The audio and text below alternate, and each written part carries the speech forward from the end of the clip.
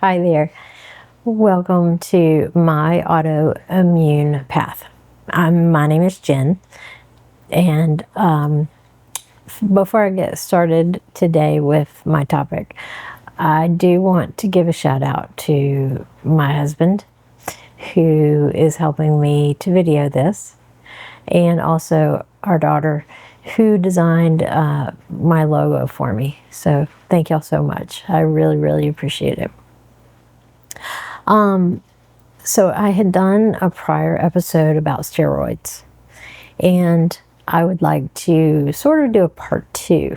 It's also sort of going to be like a trajectory or a path, sort of my path, my journey, as far as just my disease and the flare-ups and things that I've had to deal with. But I had mentioned in the prior episode that the first time that I took the prednisone steroids was around the time when my husband and I got married. And then I was able to, get off of those and stay off for a number of years. So we were married in 1998, and then our first child was born in 2001. After he was born, and this is, there's a correlation here with hormones. Sometimes hormones can be a good thing and help with autoimmune, and sometimes they can work against you. But after he was born, and there was, your body is getting rid of a lot of hormones that work in your body to sustain the pregnancy. I guess just that kind of dramatic shift triggered a flare-up with me. And I can't remember exactly how old our baby was, but probably about, I don't know, maybe a month old, maybe 6 weeks old, somewhere in that range. And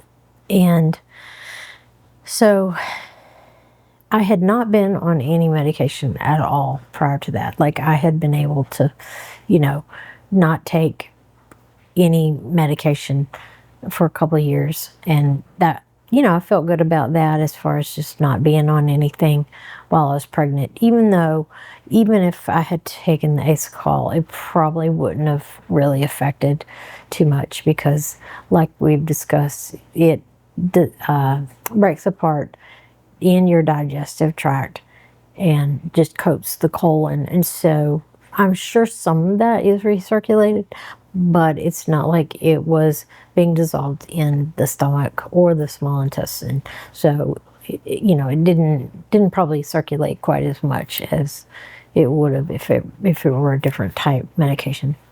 So, but I had been off of anything for several years. And so then when I had that bad flare-up after he was born, it was so bad, honestly, that I really thought I might have to give up nursing and breastfeeding. Anyway, I went into my doctor, and he recommended, this was a different doctor. I had the first doctor who had moved away and moved to, I think it was Knoxville. Then I had that second doctor who took care of me around the time when we got married. And then because I really, my autoimmune disease was fairly controlled for the next several years. I didn't really have to see anybody until this flare-up with after our son was born. I think I maybe had called in, before I was due with him.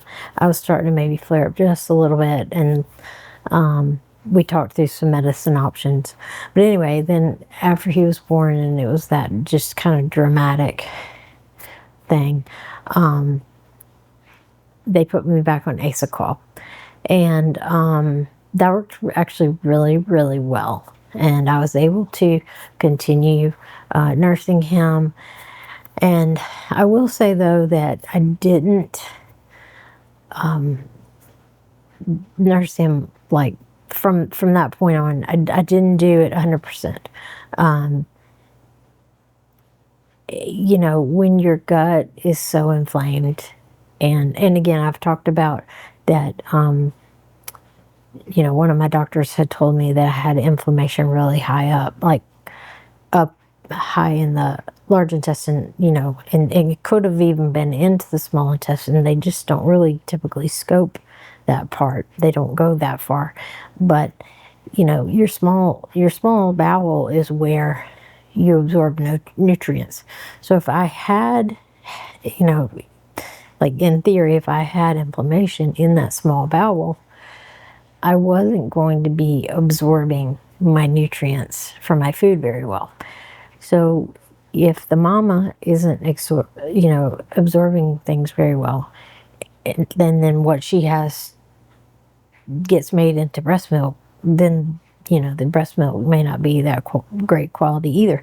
So I mean, there were just a lot of things that I was concerned about, and I did go to a breastfeeding nurse, and you know, they took a sample of my milk, and she said it had, you know, a fairly good fat content and all of that. But as far as maybe vitamins, minerals, and all of the rest of that, you just don't really know. I mean, I don't think they had a way to analyze it that sort of in that granular of a fashion. And so I just worried that, you know, he might not be getting everything he needed from me. So I decided to kind of compromise. It was a hard thing to do, but frankly, after facing almost having to give it up altogether, I figured, hey, this is a workable way forward, where I can still continue to nurse him, and then I can supplement with some formula, and know that in the formula he'll be getting, you know, a lot of those vitamins and minerals and things. And so that's what we did. You know, I had breastfed him exclusively for however long that was. You know, it 6 weeks, 8 weeks, somewhere maybe by the time we got all that sorted. And then I, you know, decided I just probably need to dial it back a little. So I would nurse him, you know, probably about 3 times a day and feed him with a bottle like 3 times a day. So it worked out. And I know a lot of times these days, and this was, you know, almost 24 years ago, but even then, a lot of people were either very much in the, oh, you can only breastfeed, that is the only way, or people, you know, bottle fed. And there wasn't really a lot of the mashup. There really wasn't a lot of people that I knew who did both. But for me, it was a really good, workable solution. But anyway, so that, you know, the being on the ASA was a good thing and really helped me for several years. We got pregnant in 2005 with our daughter, and that was a high risk pregnancy. We knew she was probably going to be born early, and she was, but I don't really remember much about flare-ups then. I don't think I was on any ACE call at that point. But then, let's see, when she was probably about 2.5, I do remember distinctly being on some prednisone. And the reason I remember it is that we took a trip to Disney World, and I just remember being on that trip. And she was about 2.5 at the time. So, you know, at some point I had to to go back to that steroid sort of world. And like has been the pattern for me, and this may not, apply to anyone else. It could just be my body. But most of those flare-ups tended in the summertime. And that trip that I was referring to, it was in September. And so we had just been through the hottest months of the year here where I live, July, August, September. So it's kind of no wonder that I was very flared up at that point. So for the next several years, when our kids were young, I would tend to flare in the summers, have to get on some rounds of prednisone. I have to say, it usually fell around the time of Vacation Bible School, and there were a number of years that I was either helping with or teaching Vacation Bible School at our church. And just remember it being such a hard thing, to just get up and get the kids ready and get down to the church and do what I need to do. And man, I just, it could be just completely exhausting. And the interesting thing, and this is something that, if any of you all have autoimmune conditions, a lot of you'll be able to relate to it, I think, but a lot of them are sort of invisible because you sort of look okay on the outside.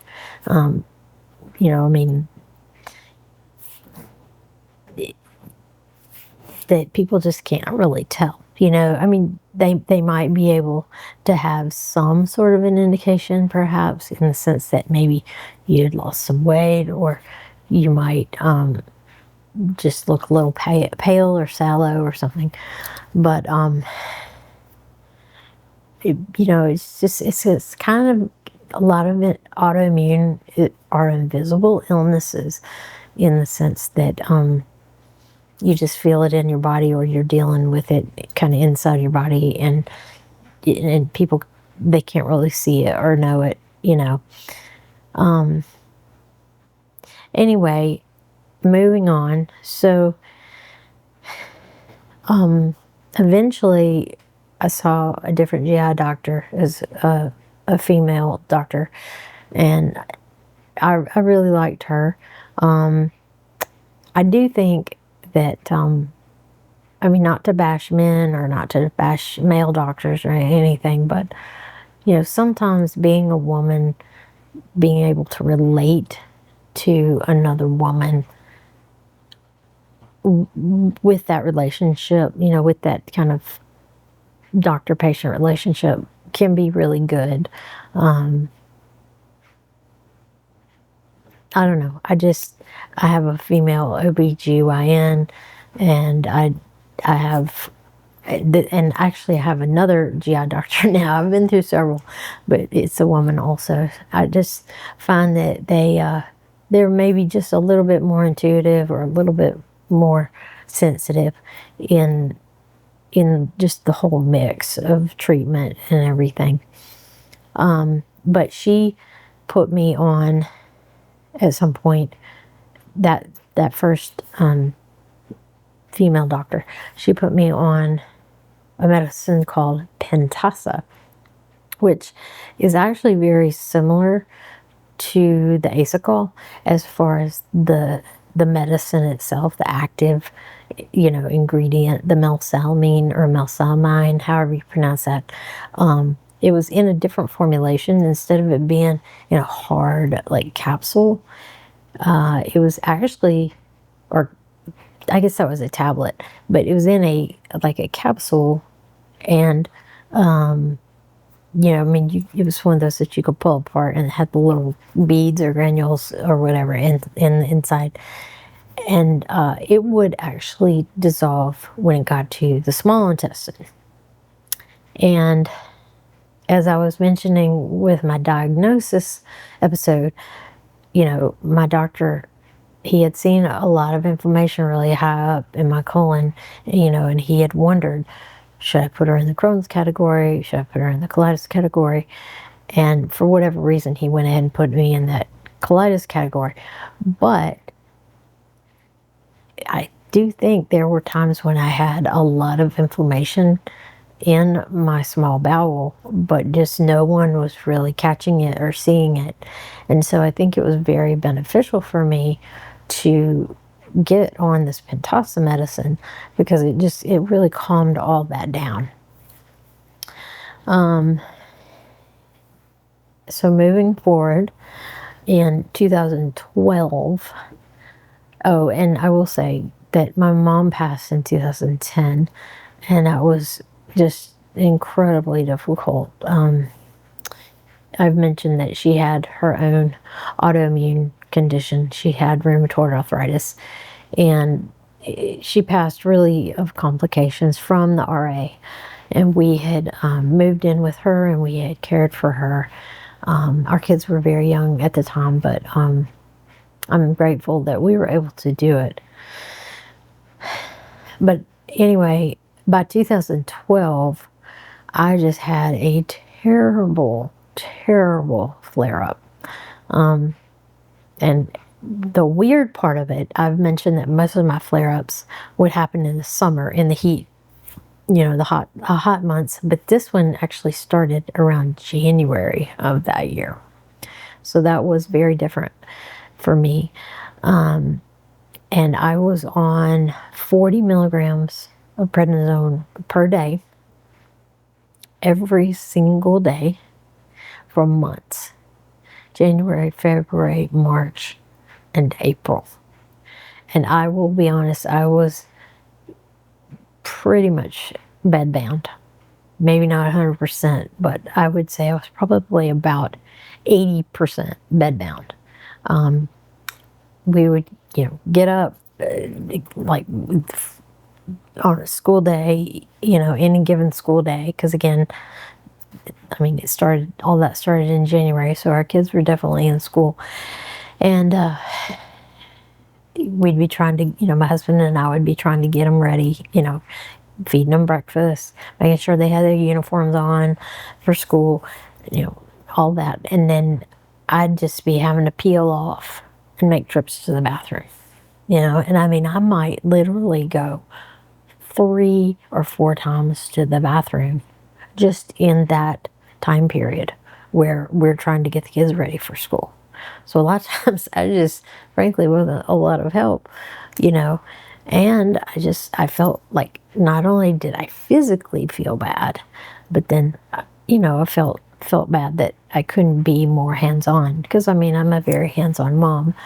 And there were honestly times when my husband, the kids were already ready and it was time to leave to take them to school, and I wasn't even able to tell them bye or have a good day or whatever, because I was stuck in the bathroom. That was really tough.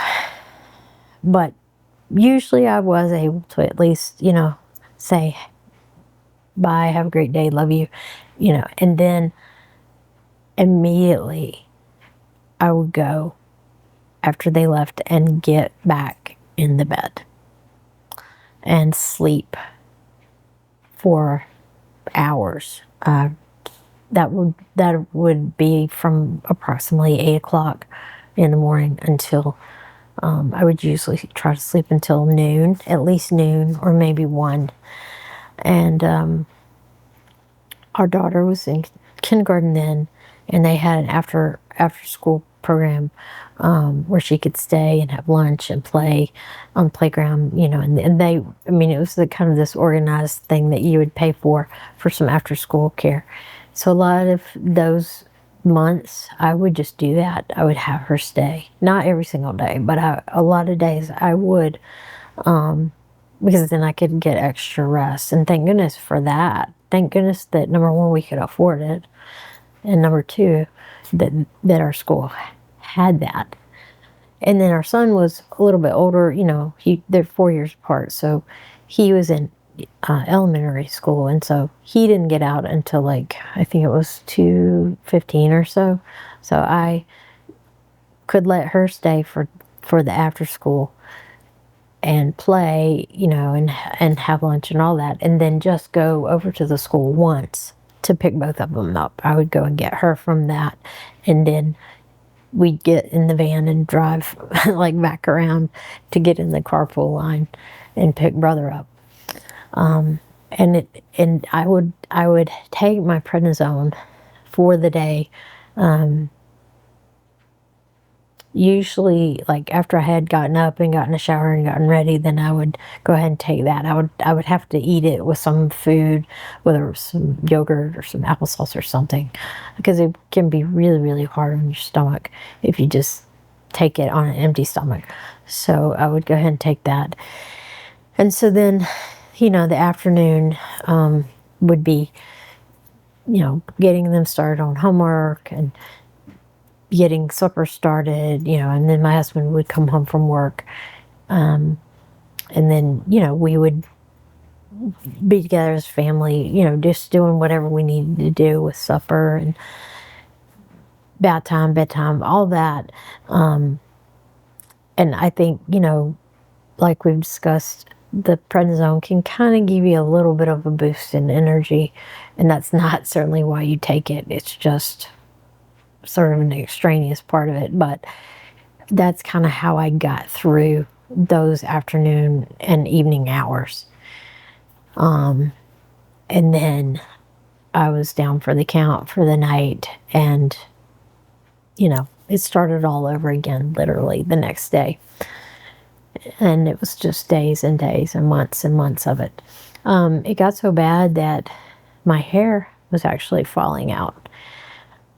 This was probably in March, and I remember calling my OBGYN's office and talking with one of the nurses there, and I was just saying, look, this is going on. I don't really know why. Could it be my thyroid? What do you have any answers of what it might be?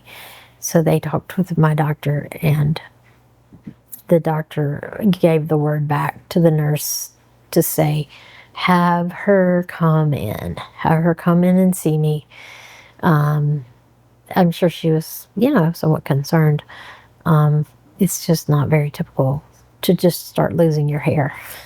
I don't remember exactly how old I was. I think I was around 40 at this point. So 40-year-olds don't usually just randomly start losing their hair. So I went in, saw her. I'm sure I looked awful. It was just this really slow decline. And, I just could not keep anything in. I was just pooping everything out. And, of course, probably dehydrated a lot because of all that. But I had lost a lot of weight, and I was very pale and sallow, in addition to my hair being thin. So it was probably a shock to see me in that condition. And I don't even think I had realized how bad I looked. I look back at some pictures that were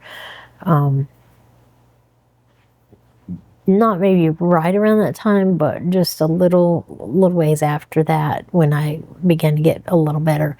But I just can see some of that in me, of the really, really thin hair, and how my skin just looked kind of yellow, and I don't know. But she ran, thank goodness for my doctor. She has taken care of me so well through the years, but she ordered a giant panel of blood work, and they discovered that I was really, really, really low in my vitamin D levels, or vitamin D level, and then I was also severely anemic. So she recommended, as far as the anemia, that I go see a hematologist. And went and saw a hematologist. The hematologist recommended that I have an iron infusion. I'd never heard of anything like this before.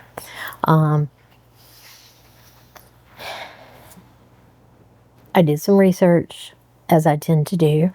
I was a little bit scared of it because there is a possible reaction that you can have to some like where you can get anaphylaxis and you can kind of react to the iron. But I decided just to go for it because I was so severely anemic. So scheduled that, and I talked to the nurse that day that, was like my iron infusion person. It's kind of almost like, I guess, when you go and get chemo, although I've never had chemo, but you actually go and do this. Well, let me just say that hematologists usually are also oncologists. So if you have to go and get anything like an iron infusion, you're usually doing it in a facility where there's a lot of cancer patients and they're getting chemotherapy and that type of thing. So you've got a nurse that's assigned to you kind of for the day or for, your infusion, whatever that looks like. And I asked her about that reaction type thing, and she said, yes, it definitely can happen.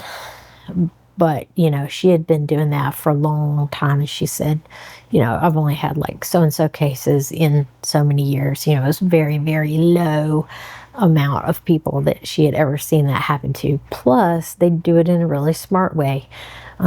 They start like an IV port, and then they just inject a tiny little amount in and wait for about 30 minutes. And if you don't have a reaction in that time, if you're going to have the reaction, you would definitely have it in that time. And if you don't, then they go ahead, they hang the IV bag, and you're off to the races. So that process, it can take about probably somewhere in the neighborhood of 4 hours. It depends on how fast that they run the IV for. They program the IV pump, but it's kind of it's a big involved thing. Plan on bringing a blanket, plan on bringing some snacks. You're there a while. But anyway, I had that, and I'm going to tell you that I think I had it on maybe like a Thursday. By like that next Monday, oh my word.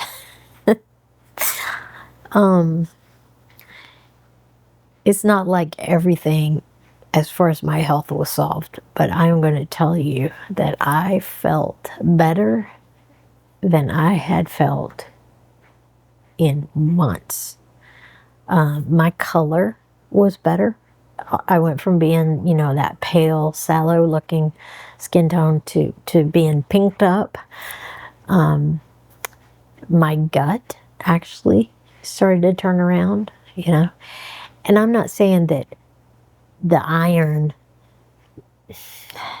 had any direct correlation on my gut, but I think, and this is just my theory, again, this is my journey, this is my autoimmune path, this is my story. It's my body. And so this is what I think, is that after being deficient for so long, and then all of a sudden, I had the iron that I needed, then my body would kind of, it was like all of a sudden not running on empty anymore. And it could kind of rise to the occasion and do a little bit more of what it needed to do. I mean, literally, I think, had been almost like trying to drive a car just on fumes constantly for 4 months, It doesn't go very well. There's a lot of breakdowns and probably damage to other, parts of the engine, or the under the hood, I should say. And so it was a huge turnaround for me. I'm so, like, I don't know. I mean, I wish that we had discovered it before then. But I'm so grateful that my doctor was proactive to go ahead and run that big panel of blood work, see what we were dealing with, look for the answers, right? Look for some deficiencies, just to look and see what was going on. And she also prescribed me, in addition to sending me to a hematologist to do the iron infusion, she prescribed me some vitamin D. And I had never taken that before. Now it's all over, social media and just everywhere, take vitamin D3, right? But back then I didn't know. I had no idea about any of that. And so there was some prescription vitamin D that she had me take. And if I remember correctly, it was like a really, really high dose, something like maybe 50,000 IU, but you only took one a week. But anyway, that I think made a huge difference as well. It was just getting all that deficiency taken care of. So that was a major turnaround, and I can't remember if I was able to get off of all steroids, or I may have weaned down to a really, really low dose, maybe about 5 or 10 milligrams or something. I was starting to kind of flare up again in the spring of 2013, so about a year later, and called the hematologist's office and said, "Can I come in? Can you check my ferritin levels?" Ferritin is like as I understand it, it's sort of like an iron binding protein or something like that. But anyway, that's kind of what they check to see, if you're anemic. And they said, sure, coming in. They did some blood work, and my ferritin was really, really low then as well. So I had another iron infusion in spring of 2000. I had another one, and it was in spring of 2013, and that one helped me out a lot as well. Now, I also had changed my diet in January of 2013. I went back to eating the way of that specific carbohydrate diet that I mentioned in a prior episode, and that is a diet for gut issues. I'd have to pull my book out. I don't know where my copy is, honestly, at the moment, but things like celiac, IBS, IBD, etc. And it was created by a physician. But I'll just run down the concept really quickly. It's no grain and only specific carbs. So you're not eating certain carbs, like you're not eating the real starchy carbs, and also feeding your gut with good probiotics through yogurt. So anyway, that's kind of the gist of that diet. And I went back on that in January of 2013 after not eating that way for a lot of years. And I didn't always have to, as I've alluded to, I didn't always have to be eating that way. And it's not that it's a bad way to eat or whatever. It's just we had a lot going on in our lives. I mean, I was caregiving for my mom and all that, and it was just really hard to prepare meals in that way. We were in a phase for a while when we were caring for mom where we were just kind of, we were making it, but kind of by the skin of our teeth sometimes, and just running through drive-thrus, and we were just trying to get ourselves fed. So anyway, but that helped a lot, and I ate that way on that grain-free diet from January of 2013 to probably about January of 2017. And I didn't really have too many gut issues during that time. That was really a blessing. So then in, I guess, the summer, here we go with the summer again. Summer of 2017. But I had gotten off that diet. We just, again, had a lot going on, as you just do in life. But we had moved. We were in the same city. Well, actually, same general area, but different cities. We moved kind of out to the suburbs. But it was a big move, and it was like the wheels were kind of falling off. I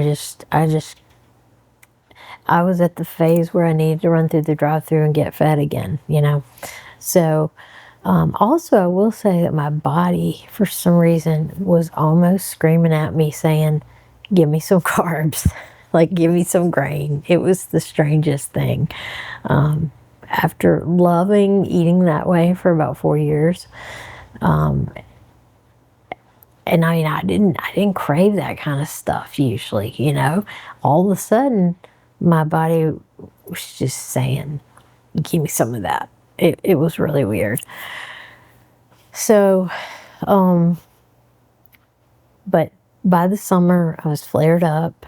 And actually, at the end of the summer, like kind of right when school was starting back for our kids, I had to go in the hospital. And that was the first time that I had ever been in the hospital for my ulcerative colitis. And they did, they gave me the IV steroids and sent me home on heavy doses of all that. It was rough. It was really rough. That is probably the worst I've ever felt in my entire life. Anyway, I will say that one thing that I began doing with the little energy that I had, again, back to that little boost that comes from the prednisone, is when I would get that in my system every day, then I would make fresh juice. We had gotten a juicer around the time I came home from the hospital. I actually had been working at a culinary retailer before that, and then I ended up going back, after I had done some healing. But I was able to use my employee discount, and my husband went and picked it up. But I got a nice kind of mid-level juicer. It wasn't, like the Rolls Royce of juicers, but it certainly wasn't the bottom end. It was just a good kind of middle-of-the-road juicer, good brand. And I just started juicing. And it was something that I had wanted to try, for a long time. And I actually had dabbled in it a little bit before, a number of years prior. We had bought a little Jack LaLanne brand juicer, just, at kind of a big box store. But that was in the phase where we were caring for my mom. And it was hard to really kind of stay on top of it. We tried it out and did it a few times here and there, but it just wasn't really sustainable for us too well at that phase. But this, I was really needing it. The juice gets the nutrition in, and even when a gut is totally flared and inflamed, it's broken down on such a tiny level that it can absorb some of that. It wasn't, my gut was not really in a good place to be trying to break down a lot of meat or raw vegetables, or all of that. But for juice, yes, it could absorb that to some extent. And so I literally juiced every single day. I might have missed 5 days out of the entire year, but for that next year, I juiced just about every single day and drank fresh juice. And And then even the next year after that, juiced very continuously, probably about every other day. But, I'd make a big picture of it. It was about 64 ounces. And I might not drink that entire pitcher that day in that second year. But I would probably split it over 2 days. So at least I had juice. I drank the whole pitcher every single day that first year from 2017 to 18. And then 2018, I was maybe not drinking quite that much, but I at least had juice every day. And I credit that for probably why I'm here now. I mean, I don't know that I would have made it. It was very, very healing. Even with all that, though, I still was on a little bit of that prednisone in 2018. And so there was a medication, and we're veering off a little bit here. This is not really about steroids so much anymore. I'm going to talk about another medication. But this is kind of around the time, when I was able to get off of steroids.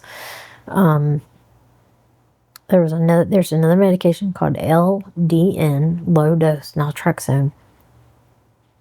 It's used in very low doses, off-label, for a lot of different autoimmune conditions like MS, lupus, Crohn's, colitis, rheumatoid arthritis, etc.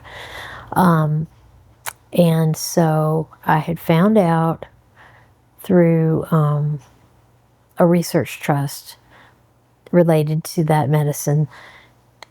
I had sent an email to see about some providers who prescribed it in my area. Finally got an email back from them, and they apologized. They said, "We're so sorry. Your request got caught up in our server," and it really had taken a long time for them to get back to me because of that glitch. But they said, "Here you go." And so it was in May of that year, around the time that our kids got out of school. And there were several doctors in our state that prescribed LDN. And one of them happened to be in our area. And so I literally called and said, "I'd like to make an appointment with Dr. So-and-so. He was like a general practitioner." And they said, "Sure." This was maybe like on a Monday. And they said, "Sure, how about Wednesday?" I mean, something like that, or maybe I called on a Wednesday and then I went in on a Friday. It was like 2 days later. And I said, "Hey, I'm here because I have ulcerative colitis and I've been wanting to try LDN for a very long time.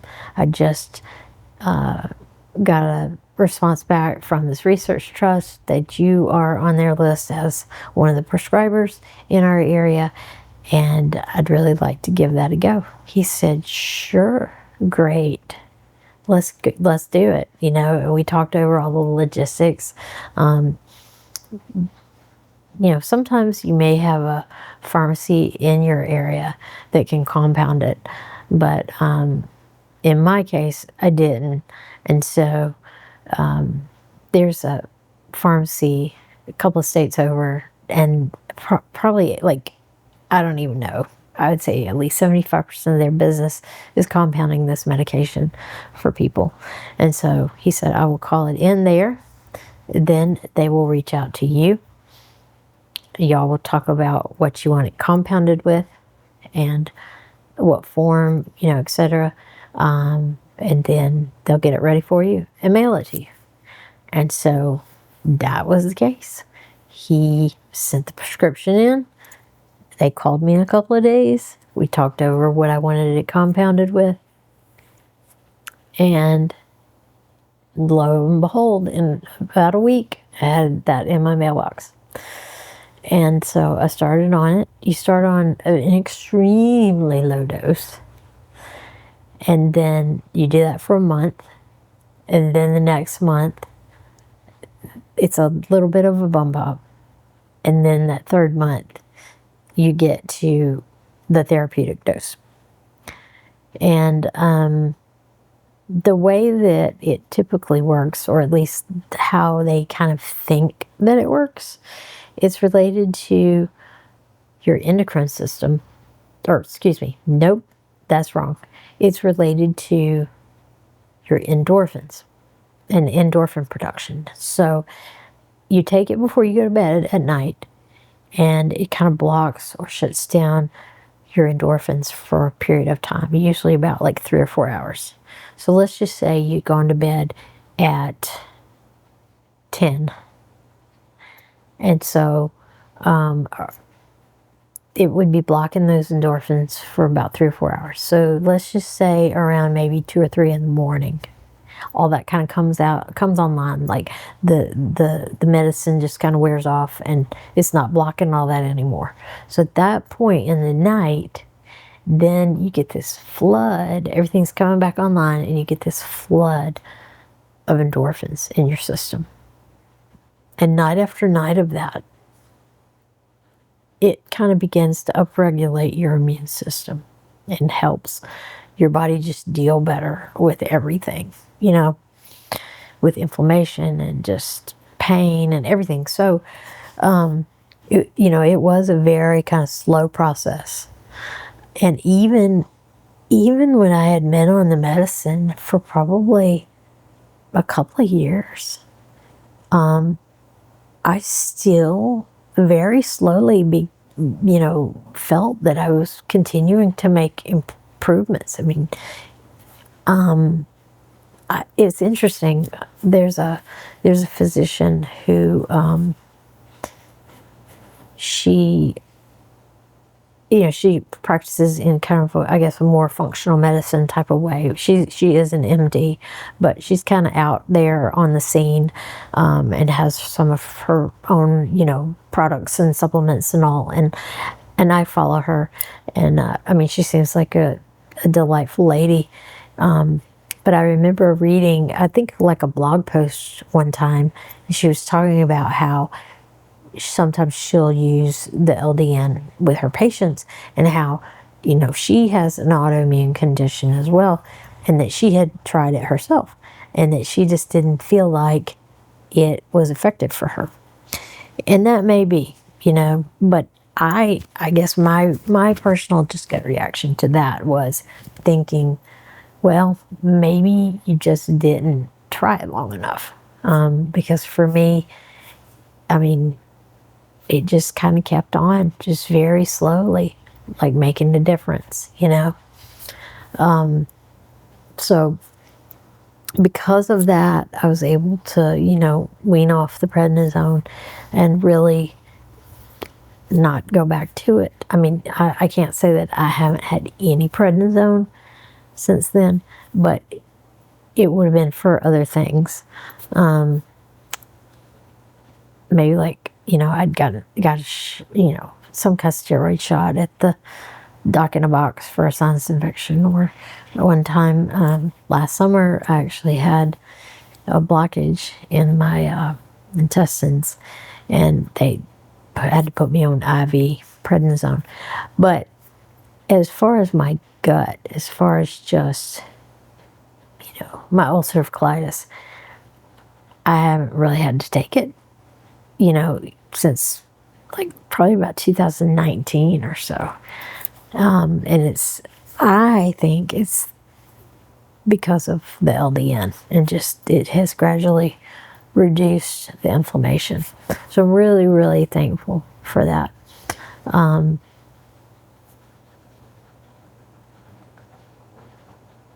So that's kind of my story about steroids. They can be really hard on your body. I do feel like I have some lasting battle scars or side effects, or whatever you want to call it, from having to take so much so many different times. For instance,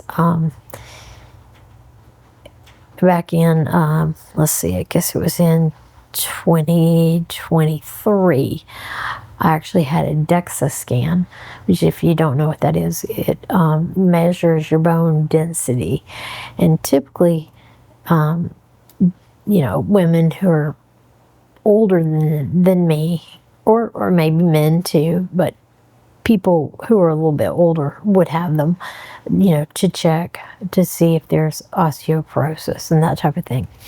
But with me having so much steroid use through the years, plus having that autoimmune condition of ulcerative colitis, my insurance company at the time approved me for a DEXA scan. And it showed osteopenia and also some osteoporosis. And I just feel like it's probably from all of that steroid use. I mean, there's no way to really know, but it can be rough, So I thank you for listening. Let me know maybe some of your adventures having had to take, taking steroids through the years. We know another side effect as well about that moon face, which I referenced in one of my other videos. It can make you have this just real round face, and then of course they can also really increase your appetite. Boy, you get the hungries when you take that stuff. So all in all, it's just not something that is all that much fun. We're grateful they're around because they can make a difference in some instances, and I'm sure they have for me. But anyway, thankful that is not part of my daily life anymore. So thank you so much for watching, and I'll see you soon. Bye.